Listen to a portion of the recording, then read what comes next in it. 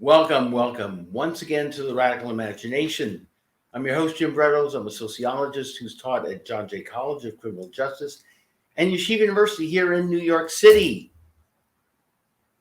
Stanley Aronowitz was the co-founder and co-hosted the very first Radical Imagination show with me 7 years ago.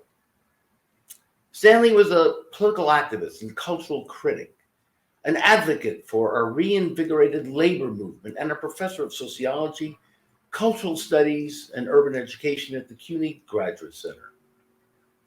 Cornel West, his lifelong friend and comrade, describes Stanley as one of the very few great public intellectuals of his generation and the greatest public organic intellectual out of the trade union movement of our time.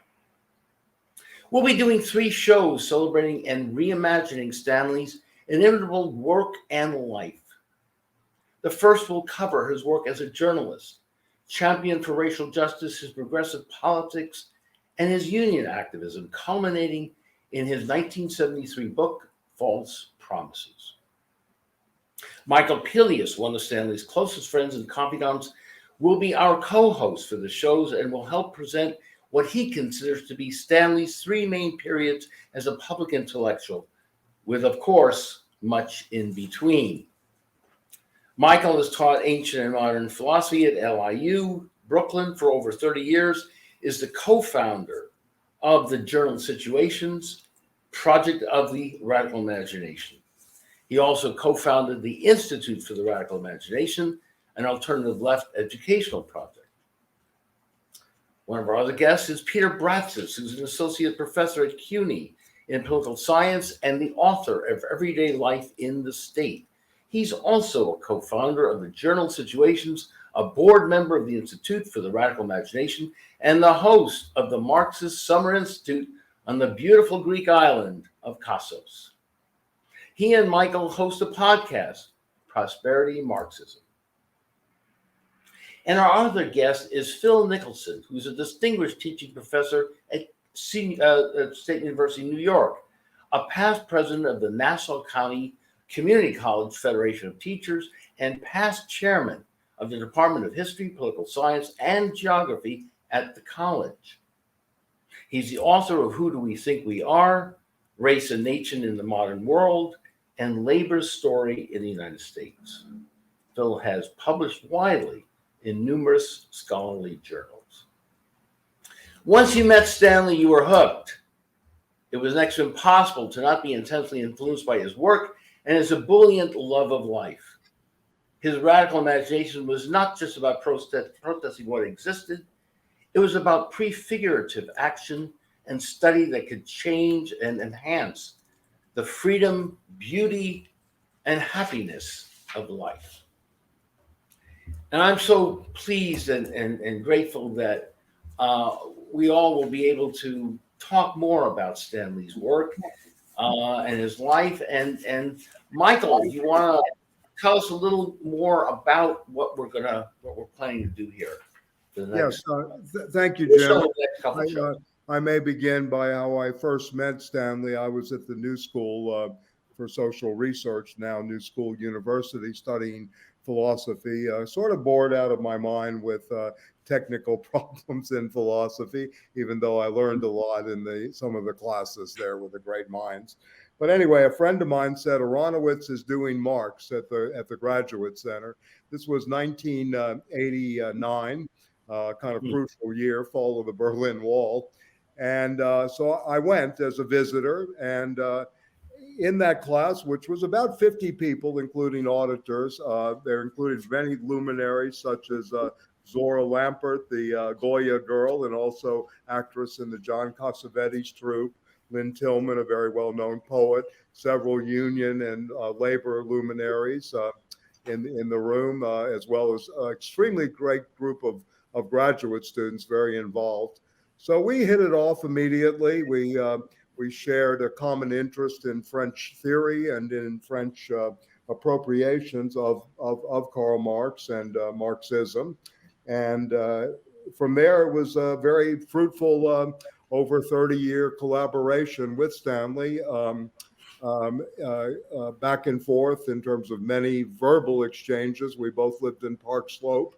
We would see each other on the street. I remember we went to vote one time and we did this riff on Herbert Marcuse outside, and we got more crowds than went in to vote. They started hanging around us. So we always had a good time. I want to point that out about Stanley and his legacy, that there was always fun involved, right? It was always a very good-spirited, good-natured, and you had to have fun. You know, as Marcuse once said, fascism is no fun. Stanley adhered to that to the dying day. So we would always share jokes in the morning if we would talk. We would, you know, it was really a very, very fruitful, open-ended relationship. Of course, I miss him terribly, and we hope through this rememoration we can work through the loss and mourn properly and effectively the great loss to the American left, and really in a way to the international left, of course, for his theoretical contributions.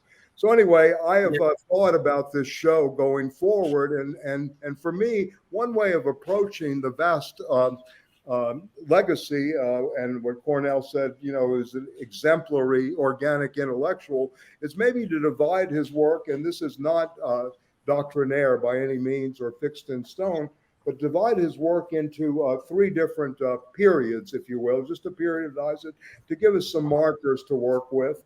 And I think the first period, you could say, is his days as a steel worker, a union organizer, you know, very, very effective as one, many good contracts. Most people don't know the story that Stanley worked with the United Steelworkers, and one of the lawyer for the United Steelworkers during that time was Marvin Miller, who became the a Major League Baseball's players representative, and he wanted Stanley to come with him. So we always joked with Stanley, you could have been, you know, the lead negotiator for the Major League Baseball players. And anyway, we always, you know, would go back to that moment.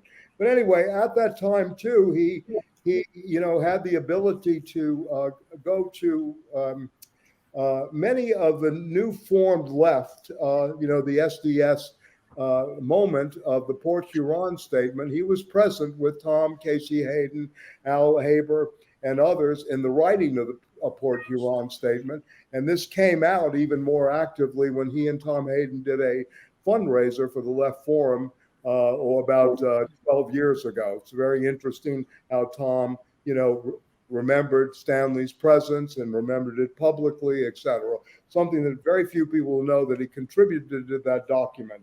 So he had this ability to write very early as an organic intellectual, and he also contributed maybe 50 pieces a year, almost weekly pieces, to the American Guardian, right, during this period. And he always cited that as something that the left needs as a moment in militancy. You need a daily newspaper. And he said, you know, I spent a long time doing that.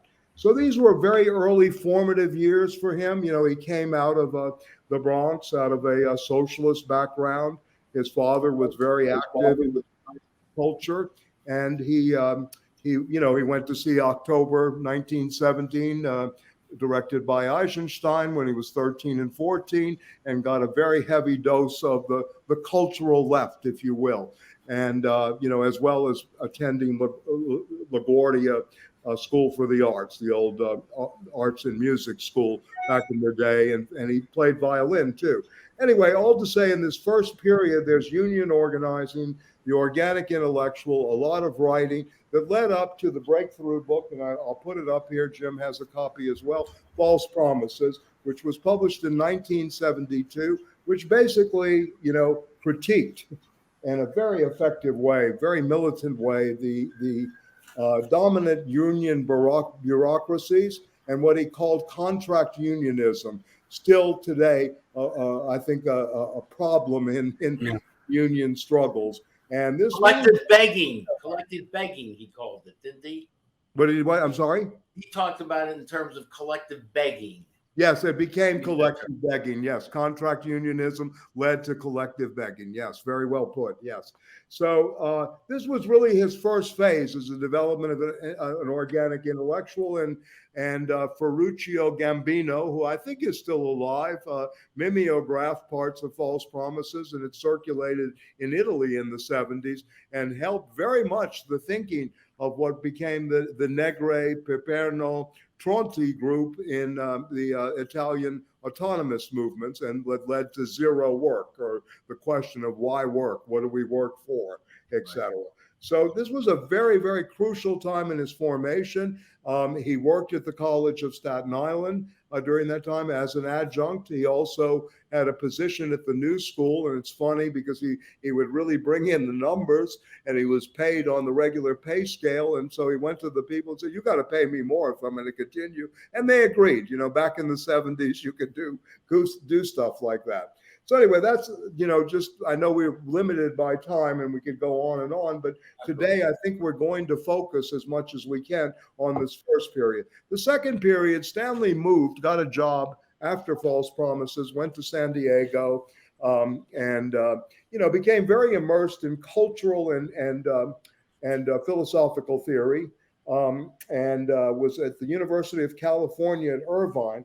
And I think this was a turn in Stanley's work, as well as the social text, the founding of social text with John Brinkman, then at CUNY, and Frederick Jameson, who was then, I think, at Yale on his way to Duke, which happened in the 80s. And anyway, social text became a journal of the left that retained politics, but absorbed the latest of the post-structuralist French advances and some of the German advances in theoretical work. And this was another aspect of him really becoming very involved in the cultural front. I would call it a kind of cultural turn in his work, first as the formation of the labor intellectual at the beginning. And again, I mentioned in that first period, he would go to the New York Public Library after work, or the local libraries, and just peruse and read and read and read, and, do as much writing as he could journalistically. Very much self-educated, would you say? Yes, an autodidact, but in conversation with some of the greats, in a way. The conversation was really with the books, right, and the ideas. Absolutely. But mediated by the likes of Frederick Jameson and many others along the way. He used to walk with the French Jesuit psychoanalyst and thinker Miguel de Certeau. He met Jacques Derrida when he was in Irvine, and they had many riffs. So I've read False Promises. He loved to tell that story that Derrida read False Promises and thought highly of it, and that he reminded Derrida that deconstruction was basically indebted to Adorno's negative dialectics, all of which are stories he loved to tell. Anyway, the next show, right? Yeah, and yes, exactly. And then there's also this critique of automatic Marxism, which was in this, and Peter and I will be teaching a course on this next fall, The Crisis in Historical Materialism, which was an outright critique, if you will, of dogmatic Marxism. And he got into a lot of trouble with the left when he wrote that book. Yeah. Right? We can go into that next time, right? Okay. And then the third period seemed to be, he became very interested in the history and theory of science, as well as questions, again, going back to labor, a kind of mix in terms of techno-science, and, and also a rethinking of what class is, and then a kind of return in this third period to labor, the rethinking of labor towards a new workers' movement. He never gave up on the possibility of a militant unionism, if you will, or a militant workers' movement. That's an important point. Yeah. And this was very, very central to who he was, right? Very central to what he was. And he always loved the story that during the .com stock market bust, he went fully into cash. And, he showed them that, they're not going to take him for anything during the crash of 2001, right? In 2000 and 2001. And, he went into cash and he said, yes, I showed them. I don't trust the system. I know how this works. So, and anyway, he put the money in his books, right? On his library there, kept it in the living room. No, I'm just making Yes. Anyway, Listen, Absolutely. So, I mean, I would Yeah. like to, let me just mention Okay. Phil, who I know through Stanley and through Yeah. another mutual friend, Michael Ferlisi, who was a student of Phil's, who went on to do some very good union work. I would like to pass it to him because he was tremendously influenced and grounded with Stanley much earlier than I did, in a different way, in many ways. So maybe, if you don't mind, Jim, I'll let you mediate, but maybe we could go on to Phil. Yeah. Absolutely. Phil, floor is yours. Yes. Before you do that, Phil. Right. Thank you. Thank you very much. If you can, just for our audience, just because there's a wide range of people that are watching us, tell us what we mean when we talk about an organic intellectual, and then take off to whatever you want to talk about. I'm going to leave that for Michael. I think you'll get it as I review my own relationship, my influence, and Stanley's real legacy on me. I think you'll get it. It has to do with his, what I guess Michael led off with, the absence of the kind of ultra formalized education that might have placed him too fixedly into a discipline. I like to think of it as a cross or disciplinary intellectual approach to the social sciences and to the realities in the world. You'll see that in what I'm going to get to, because it was very influential in my own work. So let me go back to the earlier period that Michael referred to. I know that some of this runs the risk of redundancy or repetition or even hyperbole when talking about Stanley. It's hard to avoid it. So you'll have to forgive me for a little of that. I first encountered him as I guess I would say a young new leftist, an SDS activist at University of Mexico, of all places, where I started to come across some of the writings, of course, the Port Huron Statement and so many others. When my wife and I, Linda, came to New York, we started to read National Guardian, not the American Guardian. The National Guardian was a weekly left-wing paper, and Stanley was doing the labor column, must have done more than 50 weeklies over a couple of years.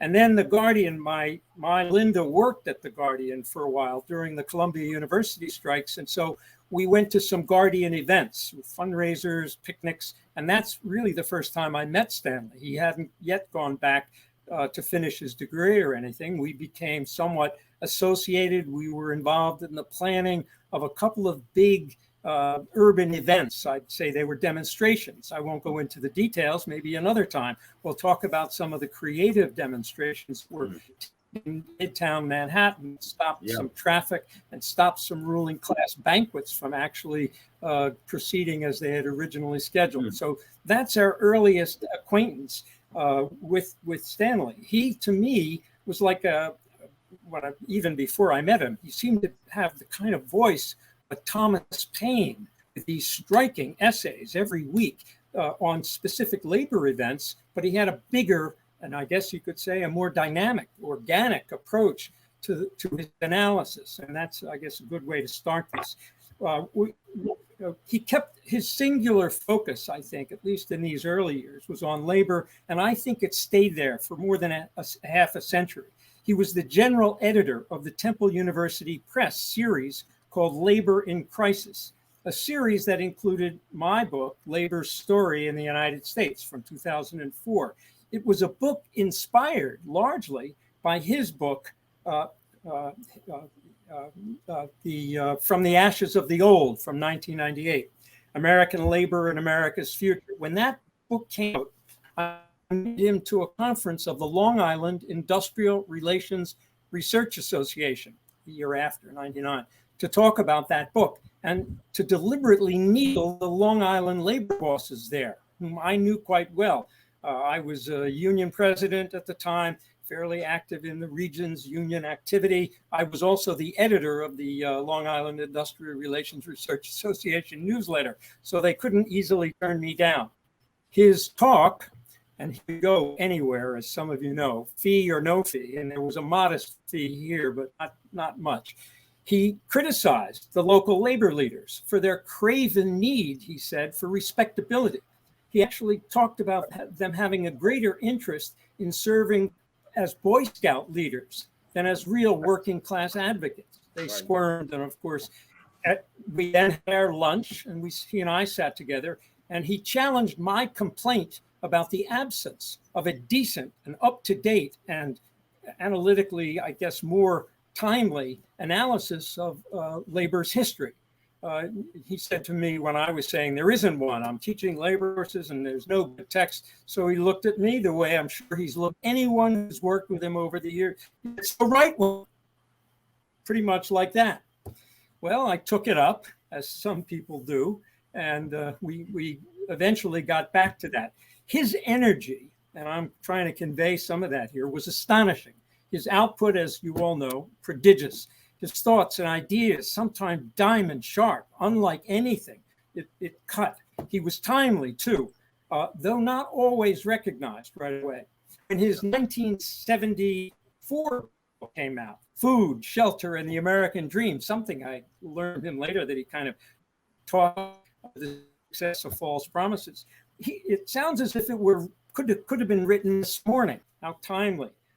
I noted that the conservative New York Times journalist, David Brooks, has finally, after about 48 years later, just recently caught up with that observation. Wherever you look in the work of Stanley Aronowitz, you find similar gems. They're there that were discovered later by more popular writers. Aronowitz started writing about the convergence of university, corporate, and power and labor in his first book, False Promises, which we've noted. In False Promises, he charged, quote, university has become the quintessential professional servant of the corporations. Often its top officials share in planning responsibilities with other elites because its apparatus has become so fully integrated with corporate needs. You don't have to have seen the documentary Inside Job, which sends up the dean of the Columbia University School of Economics for just doing exactly what Stanley talked about a quarter of a century earlier. Later, Stanley develops these themes more thoroughly in The Knowledge Factory, in a later book, dismantling the corporate university and creating true higher learning. Has there been controversy or criticism of the work, of his thoughts? Of course. Has he written, has he said something with regard to labor which you, any of these viewers, or others may have disagreed? You bet. From his original and provocative observations, he's joined to a rich, powerful tradition that includes not only Thomas Paine, I think he's in the class with Thorstein Veblen and Alexis de Tocqueville, with I.F. Stone, the entire Frankfurt School, you've mentioned a few, with Ralph Miliband, who I'm recently rediscovering, and of course, C. Wright Mills, and about whom his book, Taking It Big, and that's what Stanley's own theme really is, Taking It Big, C. Wright Mills and the Making of Political Intellectuals. That ought to be on the reading list of every social scientist and political theorist interested in the application of intellectual energy to the making of a better world. Engaging Stanley is how most of those who have done so have improved or enlarged their own thinking. If you find something that you think is disturbing in his work, it's like arguing with a friend. He took chances. He didn't pull any punches. He never held anything back. He reached a conclusion about everything that was going on quickly, sometimes a little too quickly. For example, I think he should not have run for the governor of the state of New York on the Working Families Green Party kind of ticket.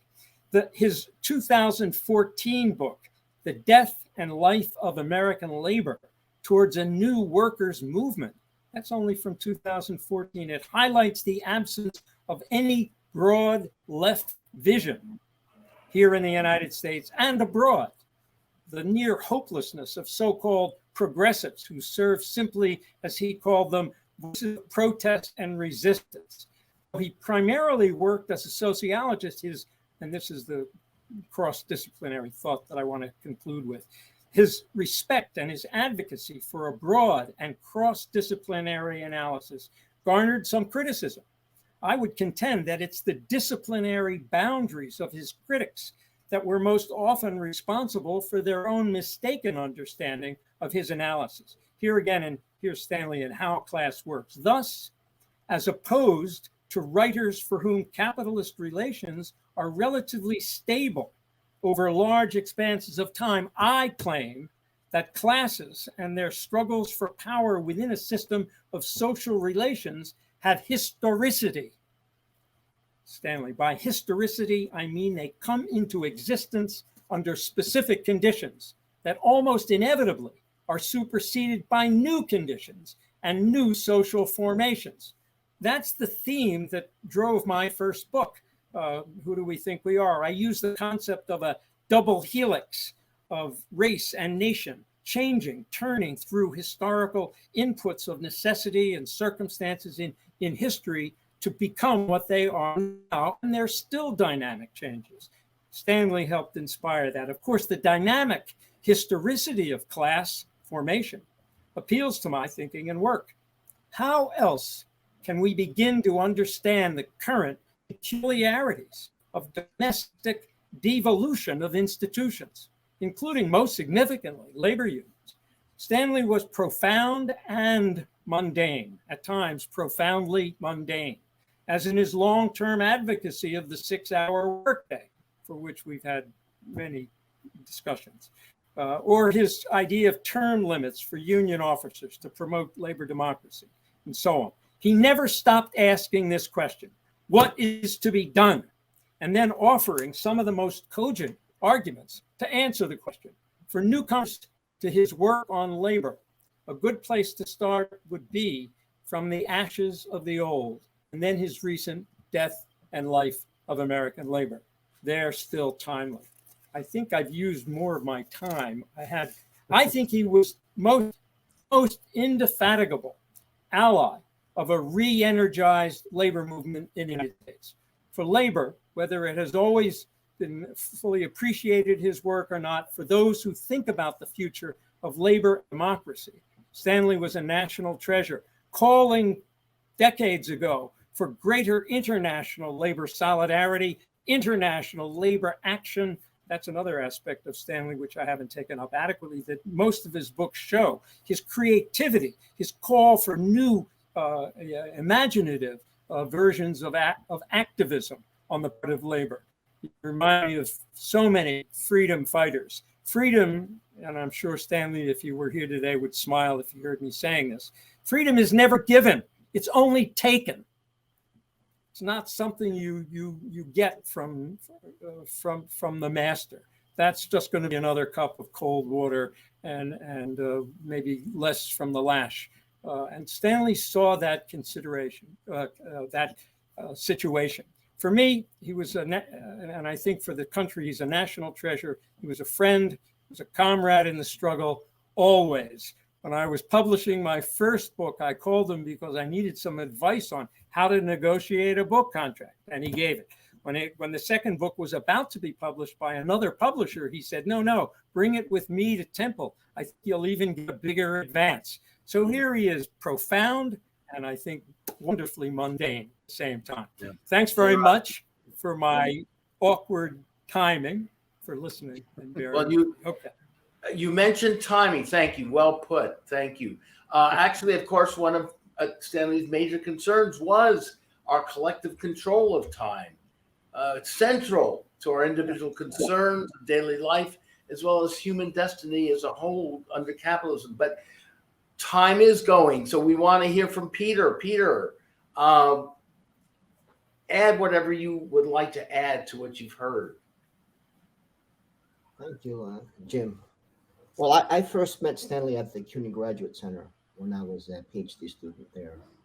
And I think I met him around 1992. So we collaborated or, knew each other for close to 30 years before his passing. And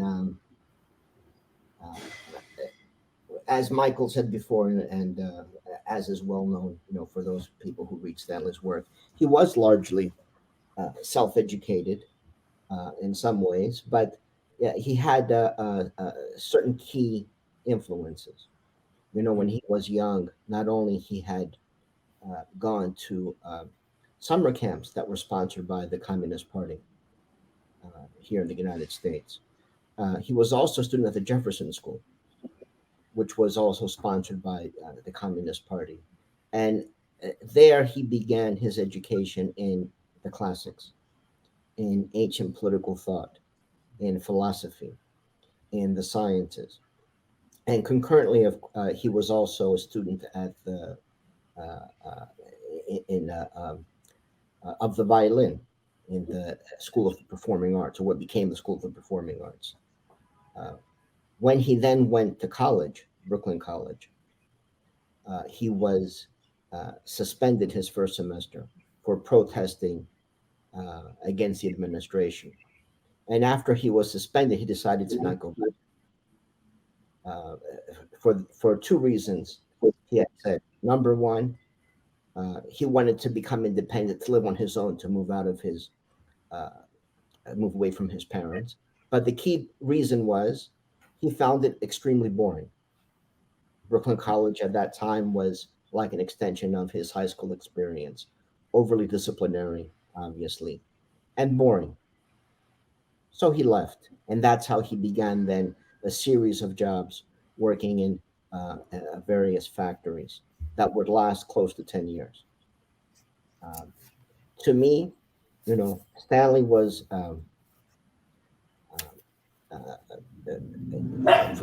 to begin with, was unusual because I have a small. That's our Lucky. I met Lucky. Yes. Yeah. Peter and I just live a block away, so our dogs have. We meet regularly, and we have discussions. The dogs have discussions just like Stanley would with all of us. But go ahead, Peter. Yes. So, I mean, Stanley was, in that sense, unusual as an academic because he took almost no classes himself as a student. He was kicked out of Brooklyn College before he finished his first semester. When he then became unemployed in the late 60s, he was pushed out as a labor organizer because his politics were too radical. He then went to the New School, and the New School gave him credit for his previous writings and work experience and awarded him a bachelor's degree on the basis of one research paper. After that, after he had published False Promises, which at that point, marked him as someone of consequence in left studies and in labor studies, he then went to the Union Graduate School and received his PhD. The bulk of his dissertation would then come out, or part of it would come out, in Science is Power in the 80s. But he received his PhD then from Union Graduate School without taking any coursework, on the basis simply of a dissertation. So he was unusual in that sense, in that he didn't he had avoided a lot of the boredom and mundaneness of the classroom, and that was also reflected in his style of pedagogy and his demeanor. He always would say he was in academia, but not of academia. He had no great sympathy for academia or academics. He didn't collaborate well with, as you might imagine, with most other academics. He thought them to be, of course, pretty banal and boring. He would, many times he would critique people's work, sometimes to their face, but oftentimes afterwards would, have discussions with a term that he got from Herbert Marcuse, scholarship, which is scholarship without a pragmatic political telos, purpose. That he had enormous respect for, correct? Yes, of course. Yeah. Is anyone who had ideas and thinking and had a political, practical a purpose to what they were doing, that he had an enormous respect for.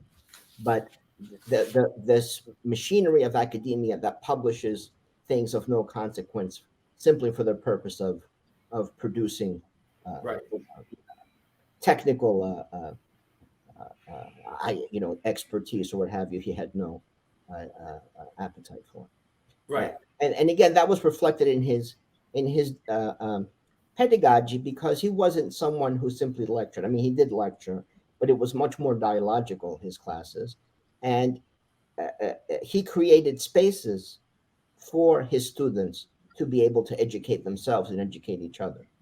You know, he founded at the Graduate Center the Center for Cultural Studies, which then in the mid 90s became the Center for the Study of Culture, Technology, and Work.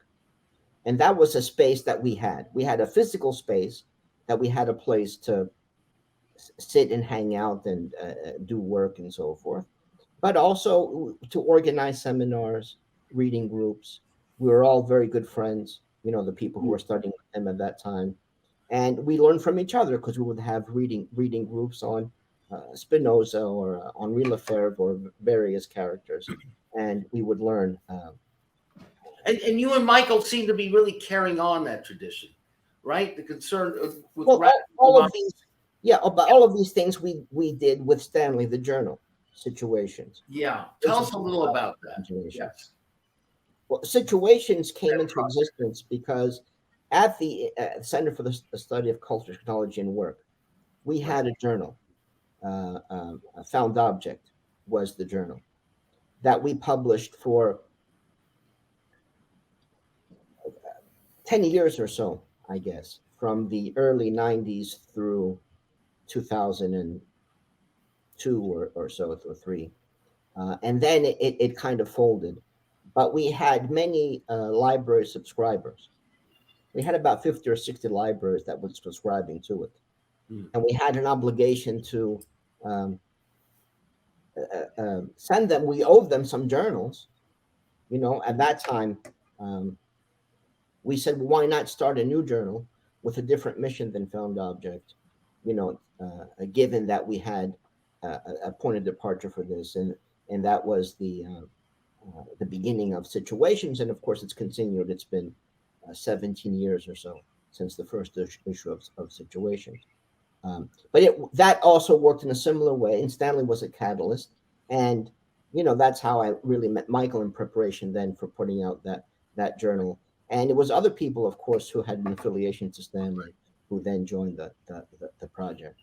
Would you say this is part of what he meant in terms of prefigurative activity? Help us understand No, that. I don't think that's what he meant by.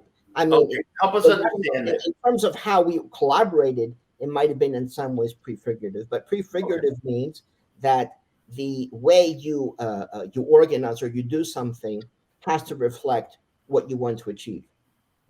So if it's a left struggle or socialist struggle that has as a goal some kind of a democratic outcome, you can't do it through authoritarian means or through a kind of hierarchy. Right. That's what prefigurative means, and that, of course, is a legacy of the New Left and the movements of the 60s. Right. And you know, Stanley was also unusual as I don't think he liked to think of himself as a labor intellectual, if only because it pigeonholed him in a very narrow area. You know, and Stanley was very broad in terms of his interest in what he would like to write about. And he didn't like it that people would pigeonhole him as an expert on labor, as opposed to the broader theoretical and conceptual side of things. But as someone who wrote on labor and unions and so forth, Stanley was much more radical than most because he had the experience of working in the factories, of being a labor organizer. And he was very critical of the union bureaucracy and contract unionism, as has already been noted. Number one. And number two, he wasn't fond of work. He didn't think work was a good thing. Right. And there's a lot of, and I think most people in the working class know that work is not the good thing. They would prefer not to work or to work less, or, you know, if not to work at all, that's even better. Of course, this is, there's a lot of moralism that creeps into the left, and it mimics some of the kind of Protestant moralism that suffering is good for you. Right. You know, we have yourself to work. Yeah. We have, of course, in New York State and others, Working Families Party, which is a very distasteful name, obviously, Mhm.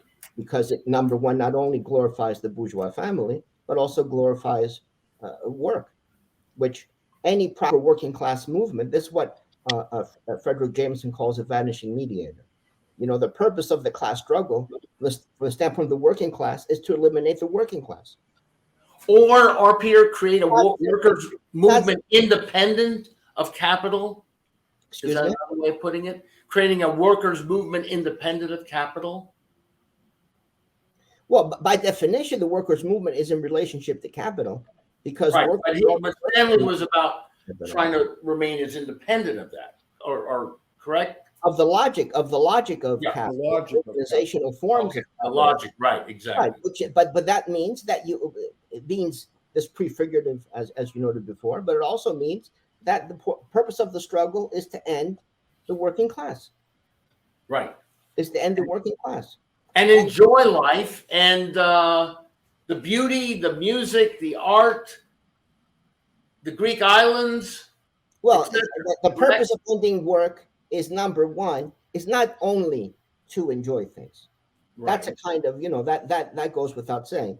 But the purpose of ending work is so you can think, because work not only steals your time, Yes. not only steals your health and so forth, it also steals your capacity to think. Some jobs more than others, but certainly, Stanley, if you read False Promises, a good section of that is precisely on the kind of degradation that people endure because of these routines, the hours of work. You go home and you're incapable of doing anything Well, serious, and you drink, or you sit down in front of the television, or you're angry and so forth. So the ideological effect of the working day, and I think here I would say, in contrast to what Phil said, I would say I think here he is far more interesting and superior to Mills. He's shared a lot of Mills's practical political sensibilities and concerns, and I think he very much liked that Mills was in academia, but not of academia. He was very much a black sheep among sociology and exactly. in U.S. academia. Exactly. But I think Stanley had a much more sophisticated understanding of power and class struggle, because when Phil mentioned, for example, this idea of the historicity of class, that's a very significant move that Stanley makes, that breaks with the American tradition and a large part of the Frankfurt School. Where you go beyond this kind of in itself, for itself understanding of class, and you understand that class only has significance or only exists in the context of real concrete struggles. And class again, itself, class for itself. there's no for itself in itself, even when it's not for itself. If it's a struggle in the name of whatever, what matters is the struggle itself, and the constitution of class may be mediated by all kinds of identities. Can be race, can be gender, can be all kinds of things, but that's what constitutes class in this context. Absolutely. And listen, we are running out of time. However, Michael, can you help us out here for a few minutes to sort of summarize and wrap up this first? We have two other shows, so we're going to cover more of this. But go ahead, Michael. I just want to make a theoretical point vis-a-vis what Peter was saying, and then maybe go back to Phil's. Just a few minutes, because we. Yes, I got it. Yeah, I mean, the issue to me, in some ways, and I agree with Peter, this was a huge advance on C. Wright Mills, or really, in a way, any organic intellectual or outsider in the academy in the 20th century. I agree with Cornel West. We're not going to have another post-World War II, intellectual of this level, a public intellectual with the range and the ability to, be both of the streets and of the culture of the book, if you will. I want to say False Promises, to me, since we're, talking about, Stanley was very against being typed, if you will, as a labor intellectual. He was much more, as Peter mentioned, and as Phil also mentioned, in the cross-disciplinary, never just a sociologist, never just a labor intellectual. But False Promises, to me, was a great leap forward in the sense that it rewrote, in some ways, a classic and updated, and actually went beyond this class in itself, for itself, that happened later in How Class Works, than the George Lucas seminal essay, Reification and Class Consciousness of the Proletariat. And very few people really recognize this about Stanley. In fact, the Lukács is always overshadowing Stanley's work instead of seeing it as an advance on this seminal chapter that, started the Marxist tradition in philosophy. I also want to mention another thing. I think his advantage, and Peter spoke to this and Phil did in different ways. Phil certainly mentioned the risk-taking, the audacity, in a way. But I think that came from two sources, if you will: a visceral hatred of capitalism, absolutely visceral, never really sold out thought, as Peter said, because if you sell out thought, you're finished, right? In a sense, as an intellectual, as an organic intellectual. And this to me was one of his great things. There are many people that came of age, wrote great books in the 70s, Tony Wilden being one, whose book System and Structure came out the same year as False Promises. Jameson, who in my opinion is brilliant, absolutely brilliant, great stuff, but is a Marxism of the chair of the academy.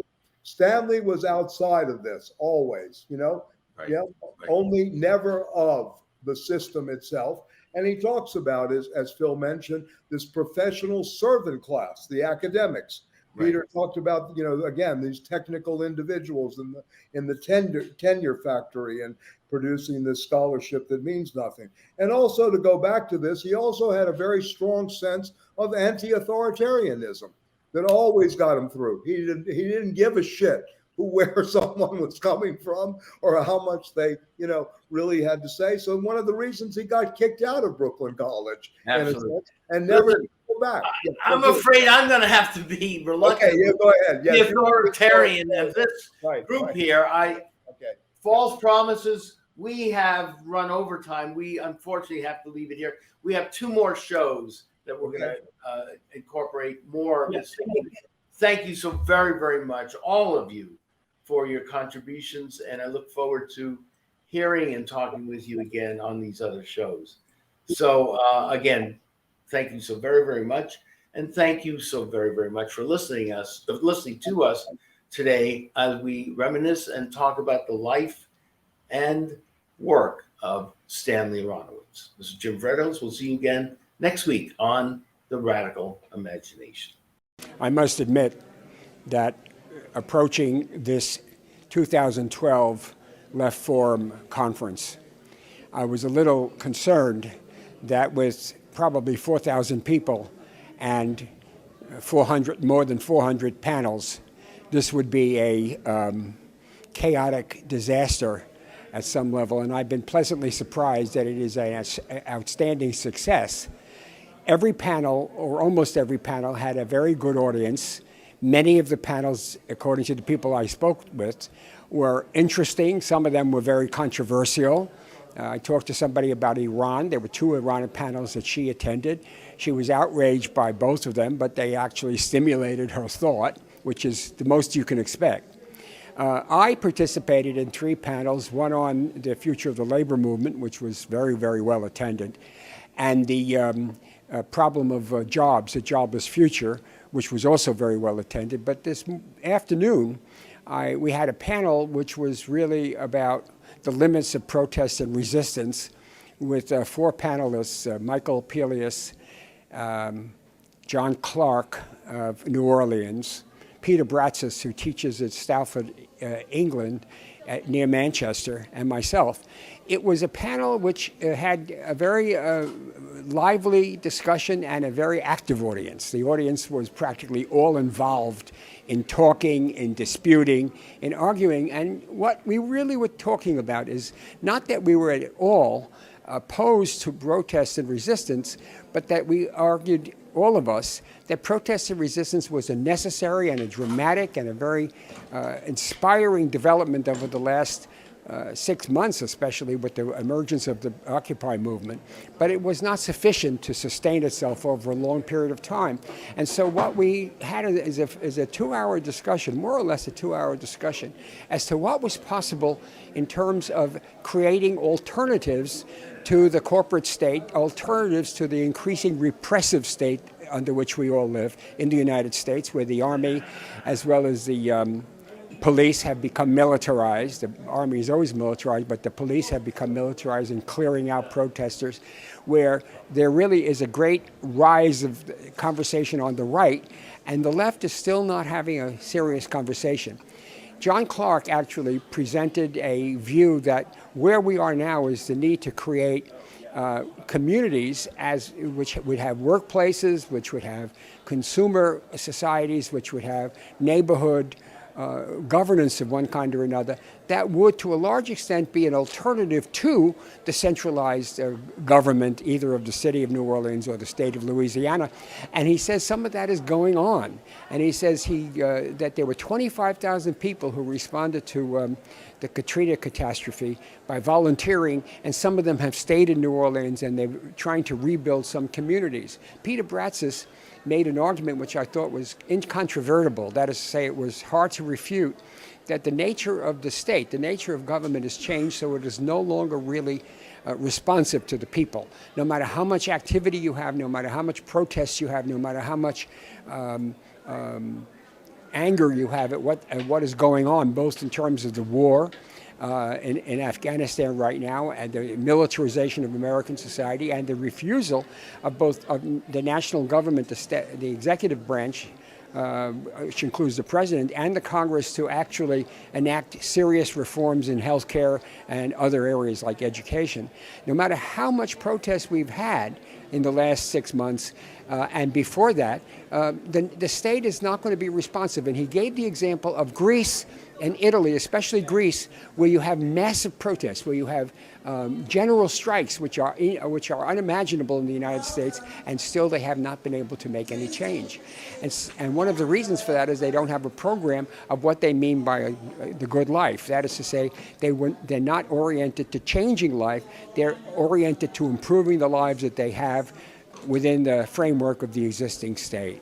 I actually said that one of the things about the old left, which John had opened up, one of the things about the old left was that the old left created institutions which took care of people's needs. And I cited health care, and I cited dental care, I cited cultural activity, recreation activity, summer camps, a whole variety of activities that the communists in the 30s, 40s, and even through the 50s offered to their members and to their families, the families even on their periphery who were not members, that really met their needs in ways that the government did not, and in ways in which private organizations like corporations did not. We had a brief period where there was pensions and health care offered by government, especially by private corporations that were organized. And now with the decline of union organization, if we're going to rebuild the left, I argue, we need to recreate those institutions that take care of people's needs, not simply do protest and resistance.